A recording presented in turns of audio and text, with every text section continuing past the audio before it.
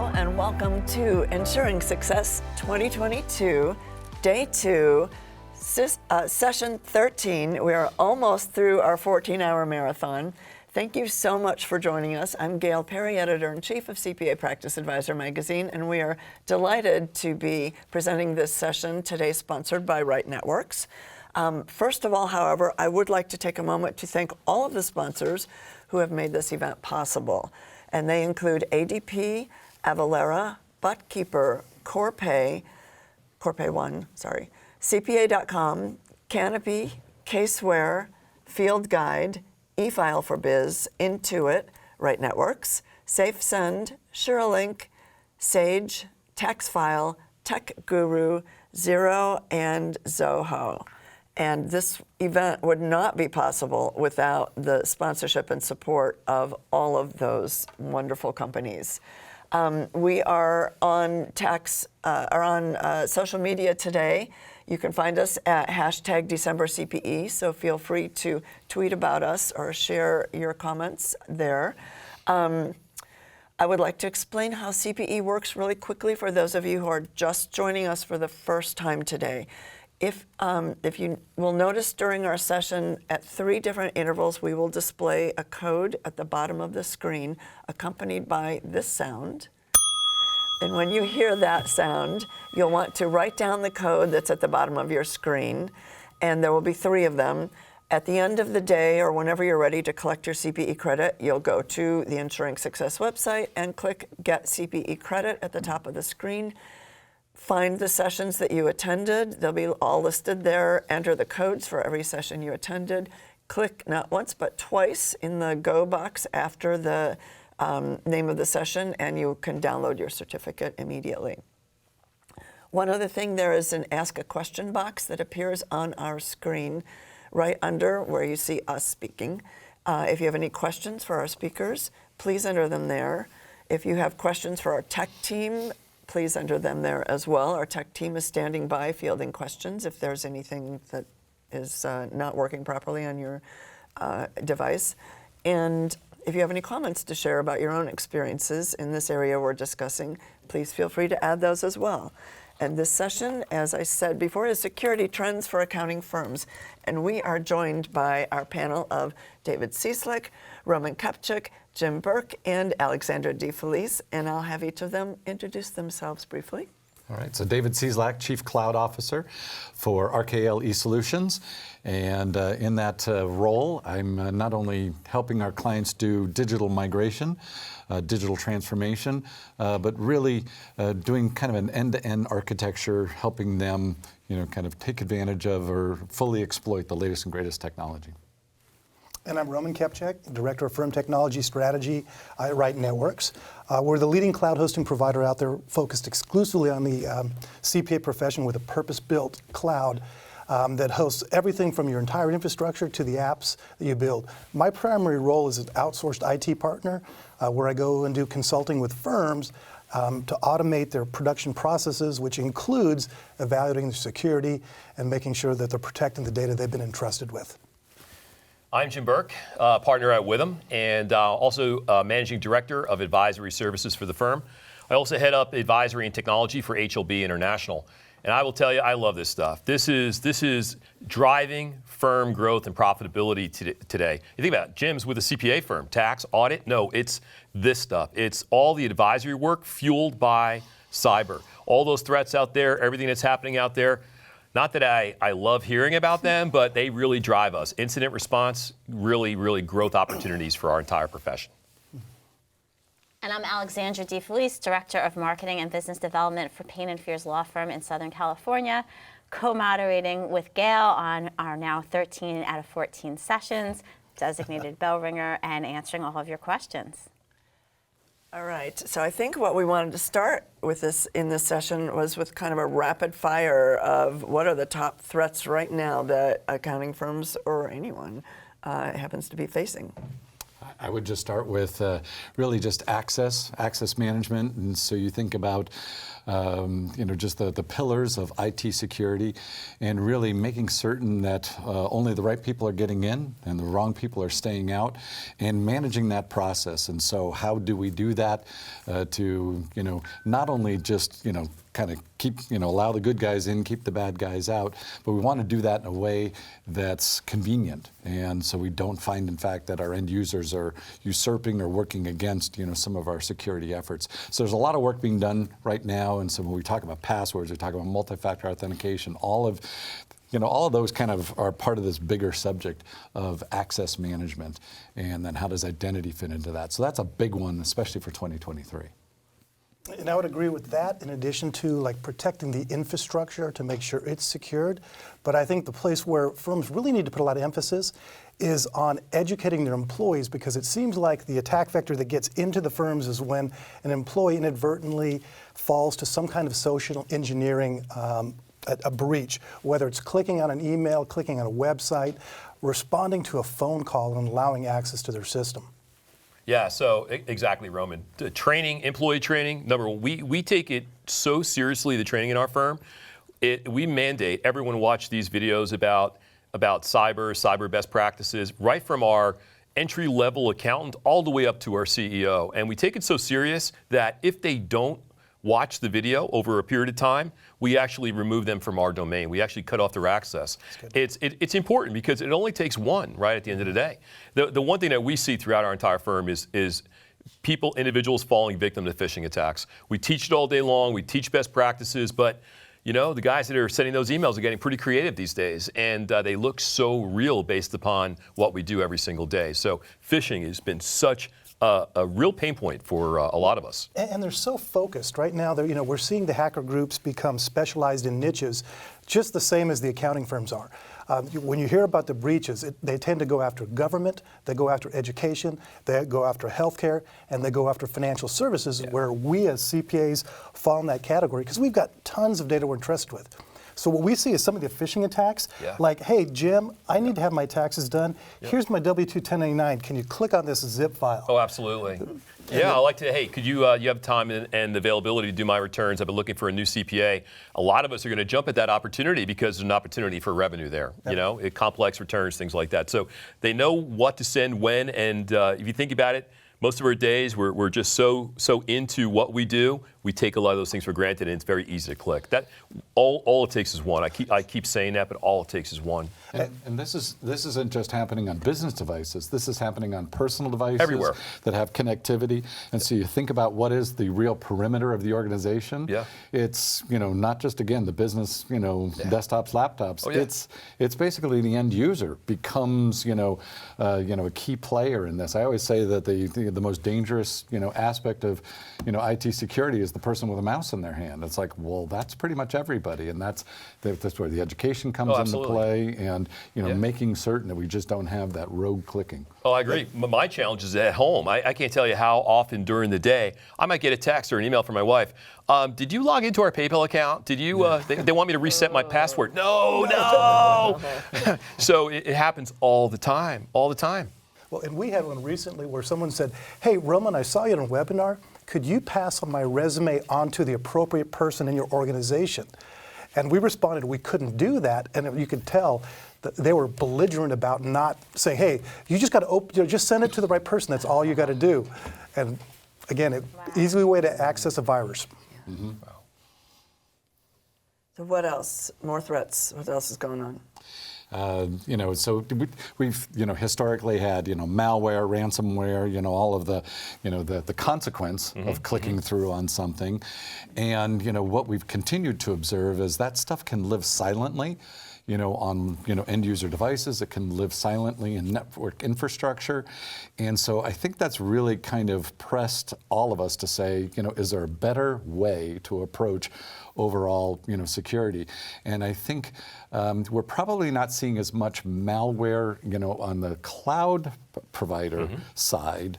But we are in fact seeing just threats to access. So in other words, denial of service attacks, those kinds of things that are potentially causing, restricting our ability to, access some of those, the applications and data that are cloud hosted. So we keep a close eye on that as we're thinking across the landscape of the applications that we're using. But really just understanding that, we're well through the process now of migrating from, locally installed, locally managed products and services to really cloud-based products and services, and let the vendor help out and really let them say, what, we got full-time IT staff, 24/7, constant backups, and so really they're going to bring a level of resources to the equation that we can't do ourselves. And so if it's been unclear before, I'll just say it now, we've historically kind of taken responsibility for, maybe end-to-end security, and it really is now kind of almost a partnership now with the vendors we work with, the products that we're, engaging with every day. Let's really, have them manage, the more difficult aspects of that, because I think that really turns into a far more secure environment setting, for us to move forward with. Well, and we found that the technology around security is evolving so rapidly that no internal team can keep up with it unless they're 100% focused. Like you have SOC 2 teams, that's all they do. Correct. So they're always on the front edge, and they're not only looking at the applications, but they're looking at the hardware, they're looking at the Wi-Fi, they're looking at the routers, they're doing traffic and all that. And you need that enterprise class security management to be successful today. And so for listeners that have their own network infrastructure, we strongly recommend you use an outsourced managed security provider that focuses on all the traffic that goes in and out of your infrastructure. And for the rest of us, we see more and more applications going to the cloud. So as Dave, you pointed out, going with an enterprise class cloud vendor who's got SOC 2 certification, HIPAA compliance, who has a 24/7 security team monitoring and watching it. And you mentioned you're a big firm and you even have a secondary company. Oh, absolutely. So look, I have a great IT team. I have a CIO, I have a great leadership team in IT covering the entire country. But at the end of the day, they don't do security every day. That's not necessarily their thing. Yes, I entrust the security with them. I make sure that is first and foremost, but it's not in their wheelhouse every day. So what we do is we bring an outside security company in, and originally our CIO would challenge me. He would say, don't you trust me? No, I trust you to do everything right every single day, keep us up and running, keep us live, making sure that we're functional. But when it comes to security, that's a unique skill set. It's constantly changing. So I agree with you, Roman. I would, if I had a CPA firm today, advocate bringing an outside company in just to double check, maybe on a quarterly basis, for best practices out there around security. Yep. So I'll add one more thing to that too. So you think about access to resources you won't have internally, artificial intelligence. I know we've talked about that for years. It's really coming into a state of maturity. AI enters the mix in terms of helping us, examine traffic, look for, what, is otherwise would be characterized as unusual behavior, maybe blocking that, So are we blacklisting things? We've learned years ago that that's a, kind of a fool's errand. Whitelisting tends to be pretty frustrating for the end user if that's all we're going to let them have access to those things on that short whitelist. But when we got AI in the mix, sitting on top and looking at things and saying that doesn't look like right, I'm going to filter that off, or I'm going to block that in real time. So it's an adaptive kind of security kind of exercise that's going on. AI, all of that comes with a cloud-based or a third-party outsourced kind of security resource. It's just not something we can reproduce internally. Right, internal IT is not doing that, right? I mean, you have the best internal IT group in the country, and that's not in their wheelhouse. You're right, all these new technologies, looking at AI, looking for those anomalies that we may not spot with the naked eye, that it's always checking, always looking at log files, always looking at activity. That's where you need to be today. And you have to understand, the hackers have these tools. They look at this crime as a service, basically. This is a business for them, and so they have direct access to these tools. It's big business today. And a good example is like what happened earlier this year with the credential stuffing bots that really hit the northeast part of the United States, and the New York, Connecticut attorney generals all pushed it out. And what was happening is they would breach one company, the hackers, and they would basically capture all the logins and passwords, and then they would use a bot to take all that cache of logins and passwords, and then try all the related entities or companies that would be similar to that. So if it was CPA firms, it would try all of your Thomson Reuters, CCH, BNA, Intuit, all of those in there. And for people who reuse passwords, that's exactly what they were doing. And that's, when you look at the baseline of what happened with the Colonial Pipeline attack, it was a credential stuffing where someone used the same login and password at multiple sites. And so one of the pieces of advice that we discussed beforehand was making sure that you mandate that no one uses the same login and password to any login on any account you're going into, and to use different tools to do that, which we were talking about password wallets before we came in here, that we recommend everyone have a password wallet to basically ensure that every login has a unique 16-character code, that it's not allowing derivatives of it, number of variations. And using passphrase is the only way to remember that, but that's obscure. Let's talk about those a little bit more in a second. I Okay. just would like to post on the bottom of the screen our first CPE code for this session. So be sure to record that. Ringy-dingy, ringy-dingy. We're all looking at Alexander. Yeah. Alexander, it's your Where's the time. bell? It says be sure to record that. Yeah, exactly. If you're planning on collecting CPE for this session, you'll want that code. Okay, explain a little bit more about password wallets. So, well, yeah, go ahead. You do password wallets. I want to talk about multi-factor authentication as well. Yep. And then I'm going to fix all of that. All Then you're gonna right. fix all that with the password list. No. Password wallets are basically secure wallets where you have a complex password to log into it. Companies such as Dashlane, Keeper, 1Password, LastPass in the past, basically keep this encrypted wallet that basically every time you log into a website, you put in your login credential, and then it creates this long, ugly, 32-digit password out there. But it ensures you don't compromise, or reuse any of them. And they're always checking on the dark web so that if any one of your passwords has been breached, basically it'll notify you that, hey, this is out there on the public domain. I mean, literally like the day after they find it, they will notify you that you have to change that password into this account. And that's one of the best protections we have. And the nice thing about these tools is you can also use them for your family. So what I mean by that is when I log into my account, I see all my business stuff and my family stuff. My wife and my kids only see their things. And so it's a way to segment it but protect everyone's logins. Oh, I think that's a great concept, and you do that in conjunction with like a multi-factor authentication. So think about this: having a super complex password, passwords that you don't even remember. I have no clue what my passwords are. I only know my password to get into that tool. After that, it's all good. I don't know any of my passwords, and that's a good thing, right? So, and they continuously change. I love that type of technology. Couple that up with multi-factor authentication. What do we mean by that? Get that password, get that tool, putting that password in. But in addition to that, just in case something were to happen there, let it be on another device. Let's get a notification, a technology like Duo or something like that, where you get a notification on your mobile device, or you're using your eyes for iris scanning with the cameras. Any of those types of technologies that allow for another form of authentication on top of the password, home run. It's not a surefire way because password could be stolen. And you get a notification on your phone. I get so many notifications on my phone using Duo, I just accept. And that's a problem that we've had where someone just in the organization, oh, I shouldn't have hit accept because I never requested to go to that website. So that becomes a problem as well. But again, we try to put in place a lot of these things to minimize the risk of a data breach. But just one thing on MFA, it is required by their IRS. Anybody who's transmitting any kind of financial tax data to the IRS is required to use a tool like Duo or Okta that's out there. And we also see people using like Microsoft Authenticator or Google Authenticator in smaller firms. But because you're using it for that, you might as well use it to protect Everything. all of your sites. Everything. I would not use a cloud-based application today. We across the board in our firm absolutely have to use multi-factor authentication. I'll kind of speak to multi-factor authentication then. So MFA, multi-factor authentication, it's something a password, something you have, some kind of fob, your phone, maybe with a number generator on it, and something you are. You're thinking about some kind of bio, and so a number of the big companies have gotten together and said, you know what. And this, as it was when I was going through my security certification process, passwords are essential and useless at the same time. Yes. You don't want to not have them, but if that's your only line of defense, everything can be cracked. Right. And so you're saying, well, wait, which one is it? And you realize that too often people are far more concerned about convenience over security And that's something I've been preaching for years. That has to be security first, convenience second. And who are some of the people that have the most privileged access, the most sensitive information?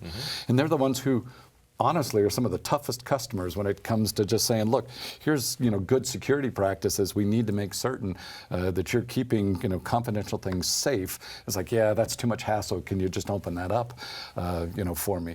So the big companies, Microsoft, Google, Apple, they've gotten together and said, FIDO passkey. We're going to look to eliminate passwords going forward. Well, how do they do that? Well, I'm getting ready to maybe access a resource online, and it's like, whoa. Before you're going to be able to do that, rather than just saying put in a password, it's saying, look, what do you have? Well, I've got a secondary device that matches with my device that I'm trying to connect from. Who are you? Oh, I've got to do a biometric scan to access that device. Okay, we're now up to 2, and now I've got a code here, and so it's something I have, something I am, and now I've made that all but just drop dead simple for the end user. So FIDO passkey going forward will be wonderful functionality, bringing even more protection to some of the most sensitive information out there. So I'm pretty excited about that because candidly, we're failing miserably when it comes to just we are. protecting. Think about an IT guy in a wall. firm, an IT individual in a firm, and if they're pressured by the CEO or someone from upper management about, hey, can you just eliminate that multi-factor authentication? It's a pain in the ass. No, you can't do it. You can't do it. You can't do it. No, and triple authentication, I think, is what's going to be here. Yes. But you also bring up both of you guys brought up the point that giving people access that they shouldn't have, and that's the thing is a lot of times when we install applications, we give them administrator privileges, particularly in small firms. They give everyone access to everything. Well, if a hacker gets into their account, those are the keys to the kingdom. Yep. From there, I'm an administrator, and we have godlike powers that I can go through anywhere and do any updates, maintenance, download anything, including malware, copy data, and all that. So you want to have that super user, that administrative user, but that shouldn't also be the same credentials that if there's an administrator in the office that they're logging in with every day. So I'd say create 2 logins for even your super user. One when they're only doing admin functions, and there's logging going on, so when that user those credentials were used.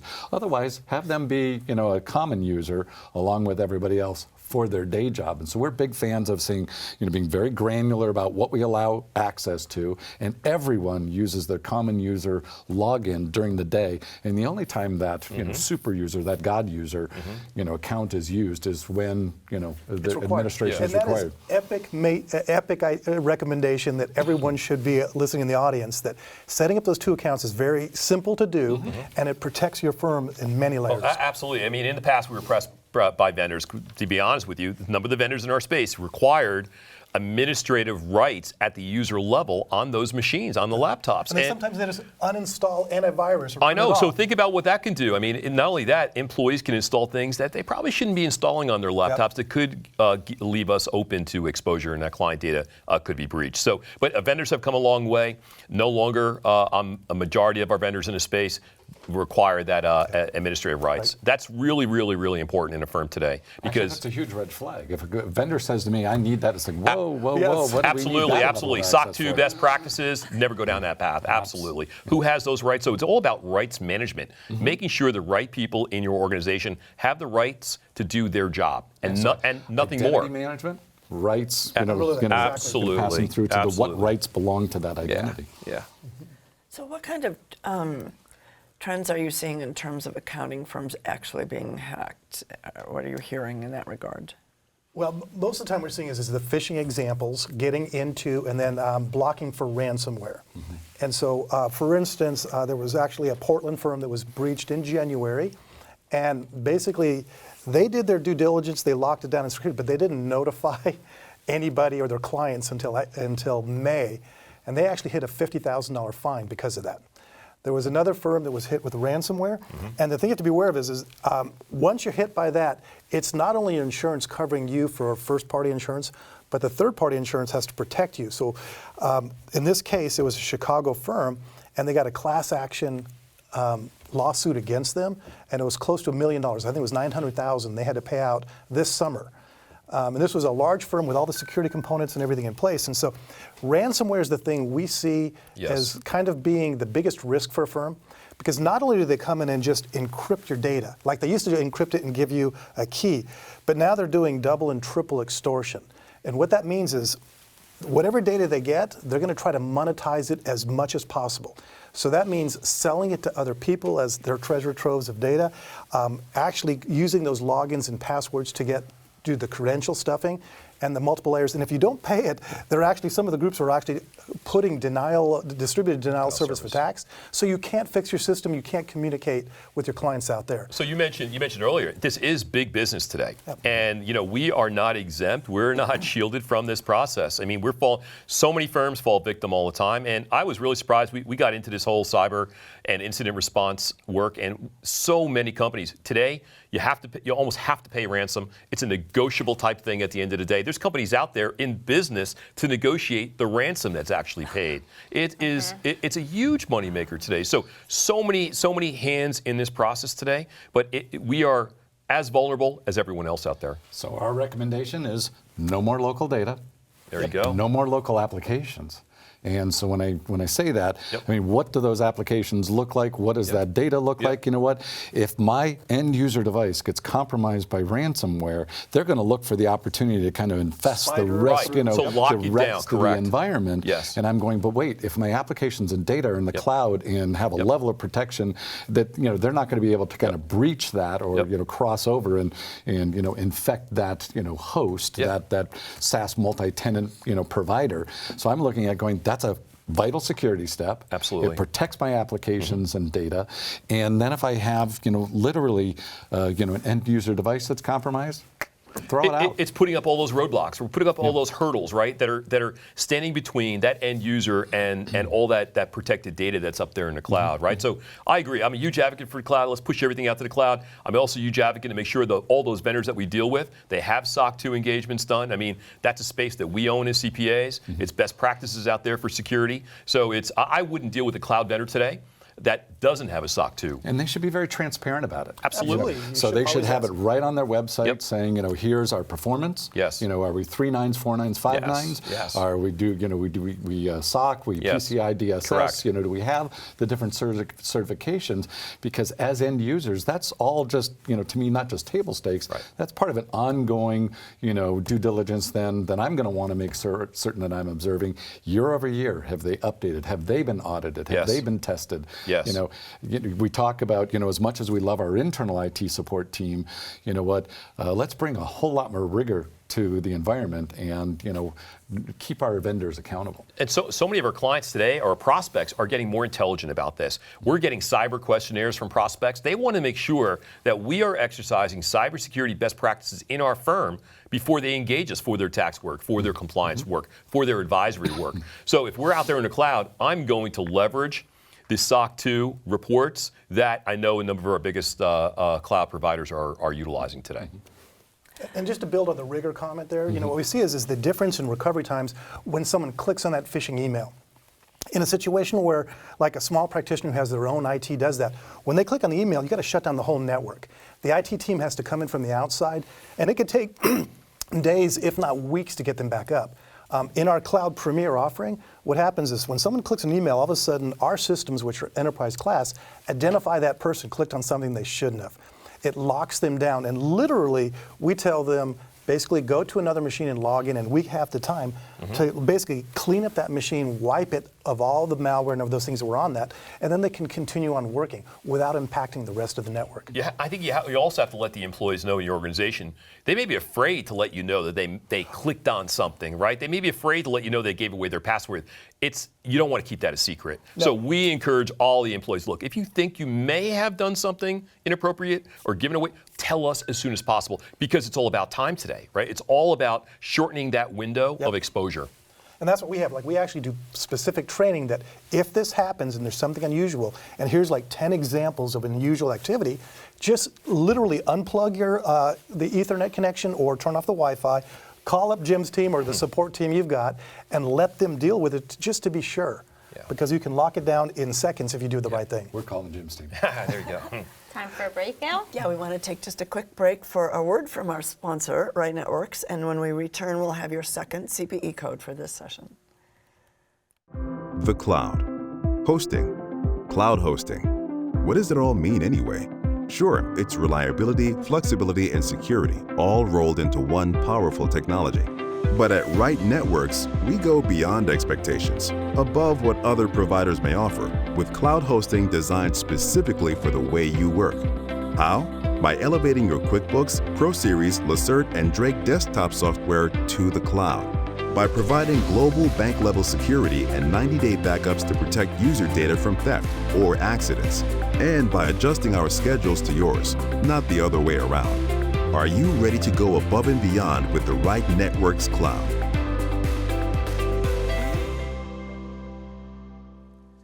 Welcome back.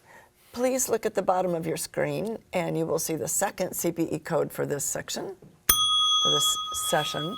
All right, be sure to record that if you're planning on claiming CPE credit for attending this session.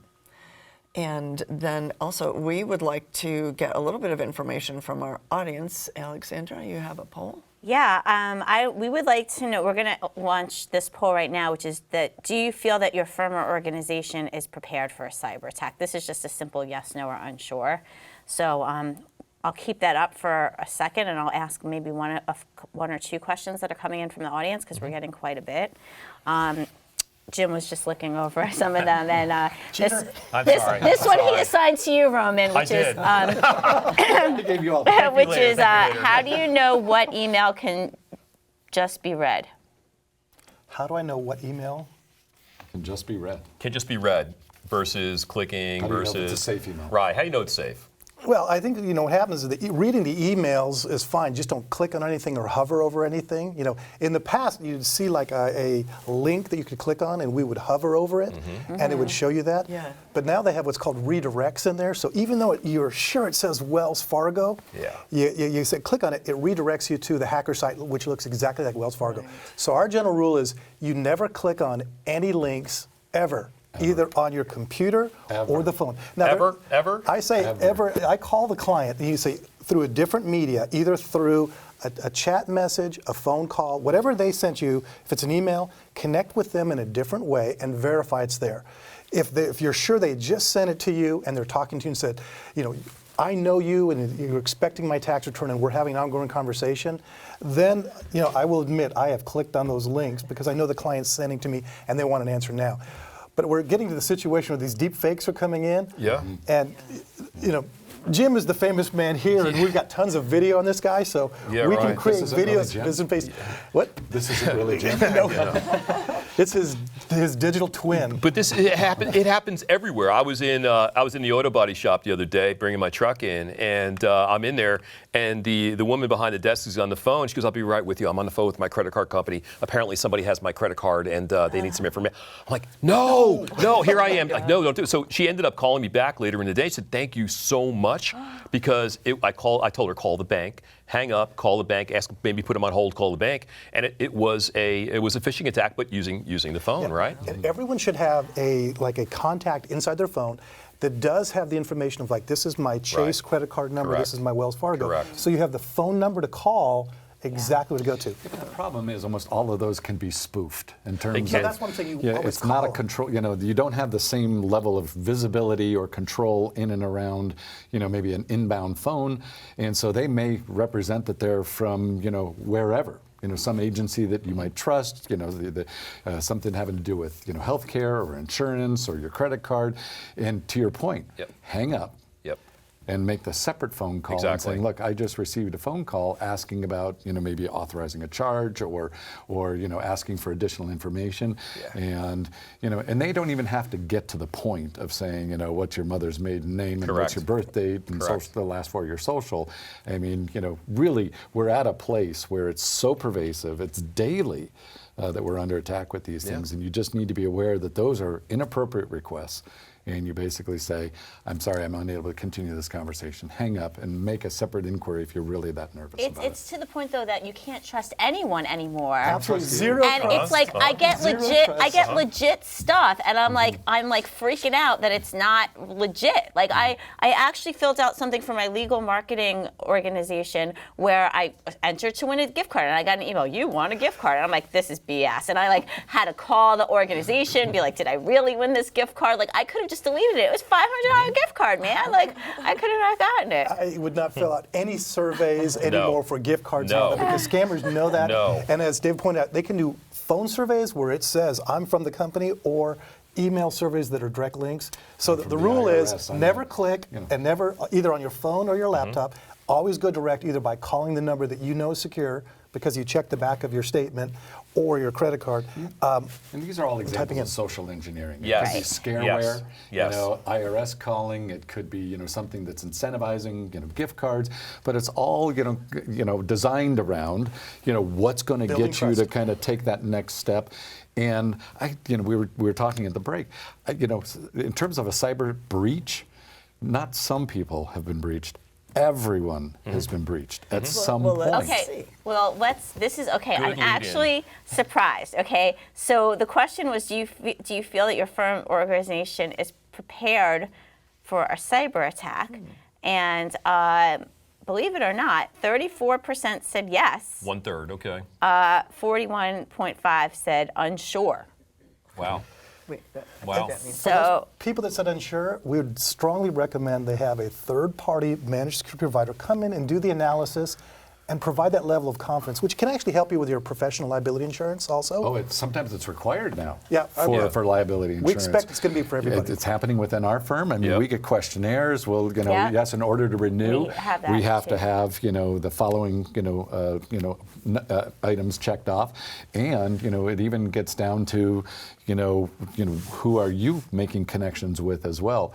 So, they're really trying to understand, the ecosystem, the risk environment before they'll give you insurance, and we're asking them to, provide financial protection to us. It's fair to say, Yeah. look, and so where does that accountability come from? Bring in that third-party provider, have them do an assessment, give you a management letter. The insurance companies are now requiring it, but we're getting demands everywhere to say, you know what, we need your house in good working order, and we need to pay attention to that Yeah, accountability. if I'm in that 40% and I'm a partner, I'm an owner of a firm, I'd be really scared if I didn't know. I think we have fiduciary responsibility to our clients to know the answer to that. What if one of our clients were to ask her, are To be fair, you ready? I think we are.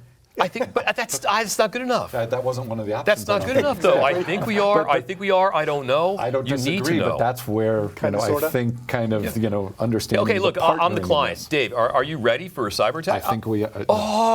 You know what? I'm going to go to this guy to do my accounting We are work SOC because 2 what are you going to tell me? compliant, There you go. GDPR Exactly. and California Thank you. data Exactly. privacy. We've got them all. Right. That was right. role play, by the way. Oh, I know that was role play, but that's sort of scary. But that's what's out there, right? 40%.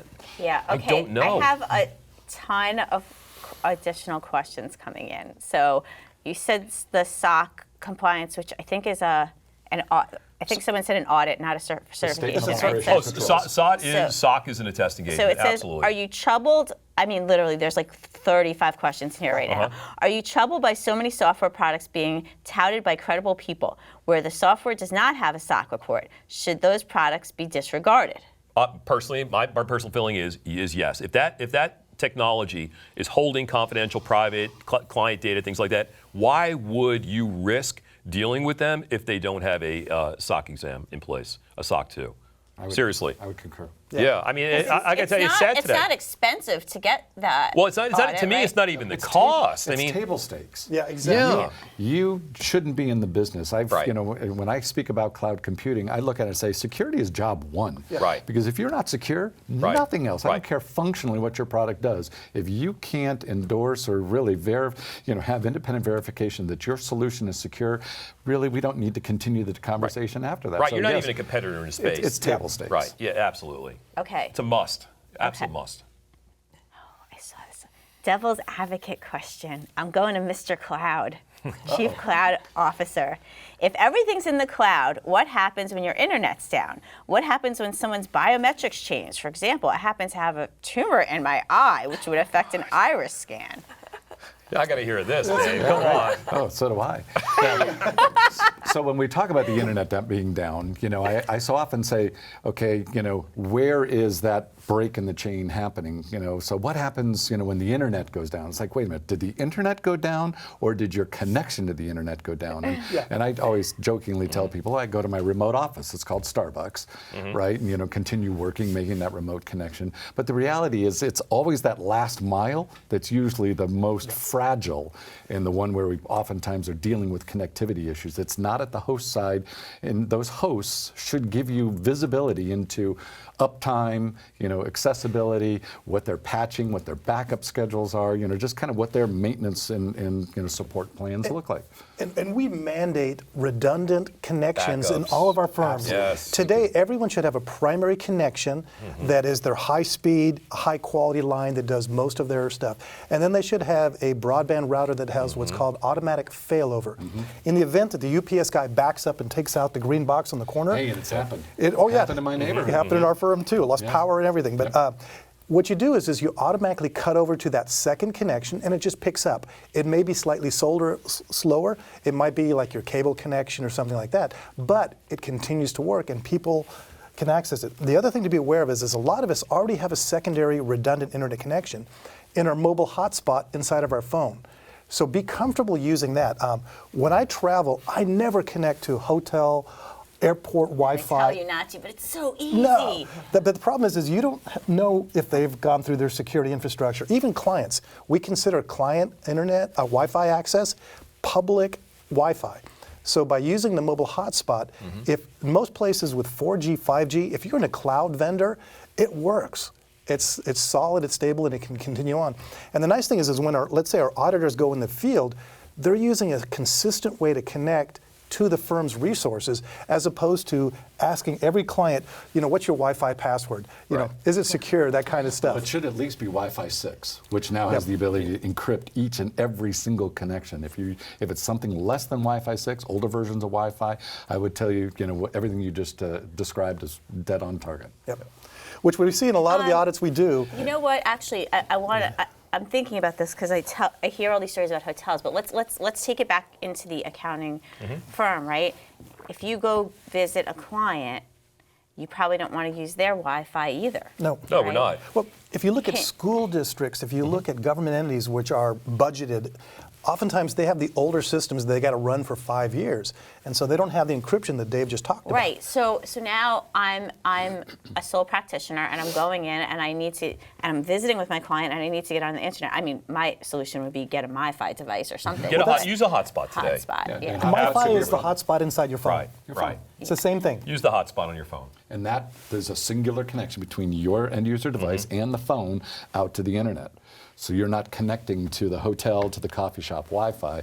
You're kind of your own little petri dish right there. And also, too, let's think about it in reverse. You got clients coming to your office, right? You Right, got clients. that was my Are you just giving out your firm's password to That's what log I was- into I the literally internet? was just gonna ask you that same Never question. happen. If you're going to, most firms have set up a guest Wi-Fi network that is Right. not on the same network, not attached to anything in a network, no access to any resources in the firm or data or anything like that. A totally separate way to access. So If you do that. Right. Okay. So I have a firm. It's not that big. We have 40 attorneys.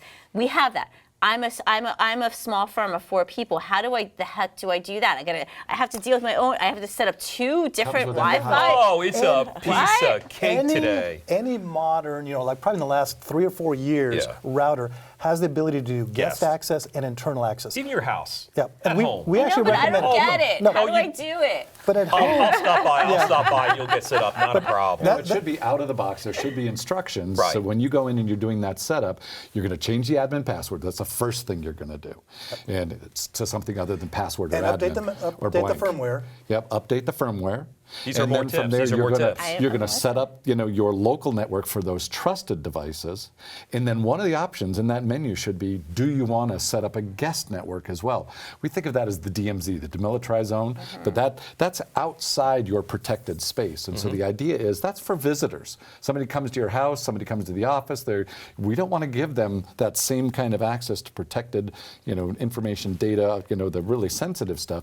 We want them outside of that protected circle. I bet you I can go to your house and pull out your router and look at the bottom of the router, and the password and login is going to be right there on the back. It's Oh, on a come separate on. piece of paper that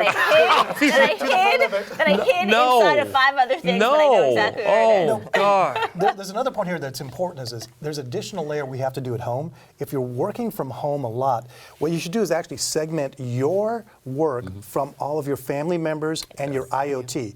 Yeah. Internet of Things, IoT, is your Ring doorbell, your garage Nest, door opener, all of that. all the Siri devices around the house and all that. And we actually recommend that be on a separate, because if one of those devices so gets let's breached, step back again. Okay, there's 2 parts of this. Are you learning a lot today in this whole process? I'm pretending to be All the right. person taking that's notes. answered. I'm thinking about becoming a sole practitioner. No, okay. All sorts of to-dos. So anyway, I'm now at home. I'm a staff accountant, and I'm working at home. And now, not only do I have to not have my 15 monitors or whatever, now I have to go. What do I have to do? I have to be on a different network than my family. yes. What? Like Dave said, when you take it out of the box, first thing you do is you update the firmware so it's the most current. You change the administrator password. You're writing this down. You set up a password, This is for our a audience. segmented for the LAN that is specifically for I your have an work. IT guy. Then you have one that's for the family and the IoT stuff, and then you have a guest access. Okay, so follow-up question. I'm the owner of the firm, or I'm the IT director of a bigger firm like Jim is part of. How are you ensuring that the people at home are doing what you just said they need to You do? put in place a policy that mandates that. And we give them training. We give them guides. You can do monitoring. Oh, software. we know exactly where everybody's banging in from. Absolutely. It's all transparent. You laugh, but we know everything. Yeah, it's I trust that you do. Everything. and use a workstation. Like before anybody can connect to Right Networks, that's in our secure workstation, they actually have to have the most current version of their Windows, the antivirus, and it has to be verified before they can check for connect. patches, make Yep. sure your Yep. machine is patched. Right. We can verify credentials before we let you into that protected space. So as an organization, we're looking at those endpoints and understanding that's where the risk is coming from. So how are we going to make certain that before we give them privileged access, that we're validating the proper credentials, patched, not compromised, and so we've got an infrastructure in place that's going to help us monitor those endpoints and make sure that those don't in fact become threat vectors to the firm, on a greater scale. So, like your head is spinning right now, right? I know it is. I hear it, and making the table like shake. a lot of our participants are saying, "Wow, that's just too complex." Well, look at Right Networks, right? I mean, take the complexity and give it to someone that does it every single day. I mean, that's a plug for Right Networks, but I'm telling you, that's what you need to do in a firm. Security as a service. It's confidence as a service. Absolutely. It's great managed services from security. And for people that are not on the cloud, we actually have a smart workstation, service just for sole practitioners or small firms, where we do that endpoint protection, and we also offer the security components as well for training. Okay, I think we need to take another CP break. We are, thank you. Yes, we need one more break. We're going to hear one more word from our sponsor, Right Networks, and when we return, we will share with you the 3rd CPE code for this session. Remember when not clicking an internet pop-up was enough to keep your computer secure? Well, those days are over. Basement-dwelling hackers have graduated into black market data kingpins, getting bots to scan for vulnerabilities 24/7, pillaging our personal information and turning it into black market inventory. What could be worse? Well, since you asked, those professional bad guys have realized who gives them the most information with the least amount of effort. Their favorite target? You. Until now. With Right Networks cloud hosting, data goes from vulnerable to protected, with constant supervision, zero trust, impeccable standards, and protocols so locked down our security team recommends we don't list them all here. Get the protection your business deserves with Right Networks. And remember, clicking internet pop-ups, still not okay. Welcome back. Please look at the bottom of your screen where you will see the 3rd CPE code for this session. And when you record that, you'll have all the codes you need to get CPE credit for this session. We have a few minutes left, though. So, Alexandra, I think you had a question. Yeah, I have another question for David. So right now, I'm going through this experience where I'm going back and forth between work and home. I'm doing work in both places, right? And my IT director, who I love and I'm friends with, yells at me almost on a daily basis because I don't shut my computer down before I leave. I don't get the updates done. The worst offenders are like the owners of the firm, right? So, so what is the best practice if you're transferring your computer from place to place, going from Wi-Fi to Wi-Fi, to make sure that you don't get hacked and that you're up to date on all your security? Well, to your point, I mean, you want to have all the latest and greatest updates installed. And so, that's really oftentimes patching for known vulnerabilities. That's the whole point behind those. So how do you ensure that those get installed? On the corporate side, they can be looking at the workstations and confirming patch levels and versions and all that. Those are tools that are available to them. But as an end user, what is your role? Your role is to not ignore that little icon in your system tray that says you have, patches ready to install. You need to reboot your machine. But it's annoying because I have 25 different tabs open, and then I'm going to have to shut them down, and then I'm going to have to remember the links. Yes, you are. And so we didn't say it was going to be easy. Yeah, it's a lot more annoying to have your machine compromised and to deal with all the aftermath. So yes, my suggestion is shut your machine down at night. Every night.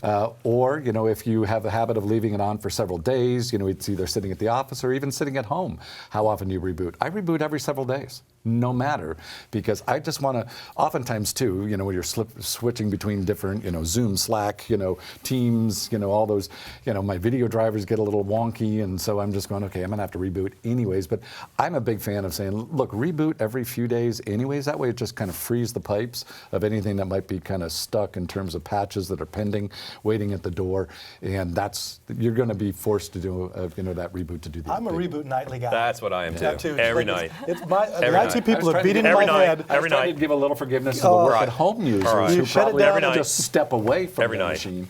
But your machine should also, we can configure it such that it, installs the patches and update, reboots itself.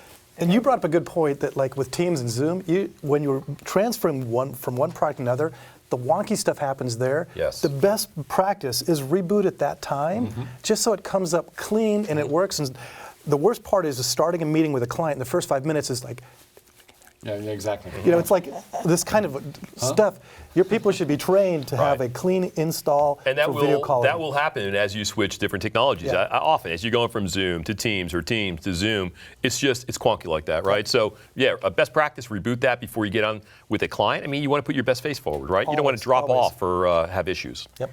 Okay, what other final thoughts do you have or suggestions for people to make sure their security is tight? I'll start, my biggest thing is education of your employees. It needs to be constant, ongoing. And so there are services out there that do that, a number of them. We found some of them take a lot of maintenance and setup and all that. And so we actually provided a security training program specific to accounting firms, where the phishing emails and all that are for accountants that they would expect and how to train on that. So I always put education as my biggest concern because I know the other parts are covered. I would say, when your IT guys say, hey, things are good, when you ask them, are things good? Are we secure? You know what? Just double check. Get someone from the outside, just double check. And it's not in any way meant to be an insult on your internal IT team. It'll really compliment them when you go through the entire process. So, and I love the education, I love, everything we've talked about. Have a plan in place, plan to fail. Yeah. Failure plan is a plan to fail. And so, make sure that you've got, a response plan, in case something should go wrong, so that something that's bad doesn't become absolutely catastrophic. And the IRS does require a written information security plan. It's the law. And so if you go to the IRS website, you can actually download a WISP template so that your firm is in Remind compliance. people what WISP stands. Written information security plan. Okay. Everyone who did a P10 renewal said they have one. From the regular, just irs.gov? Or? Yes, irs.gov, WISP, and it'll pop up. Okay. I want to share, Gail, can I share one? I love sharing these little comments from this is clearly somebody who has gone to many of our sessions. They said, Jesus, between sales tax issues, time management issues, and now cybersecurity, I'm going to drop my CPA license and become a truck driver. This is all overwhelming. Well, I'm going to start spraying produce at Vaughn's. That's great. All right, thank you all so much for a great panel. Thank you all so much for enjoying and participating in this session and sharing your thoughts and questions with us. We have one session left in our 14-hour marathon, so don't go away. We want to thank Right Networks for sponsoring this session for us, and we will be back at the top of the hour to talk about project management and scope, and you will not want to miss that session. Trust me. We'll see you then.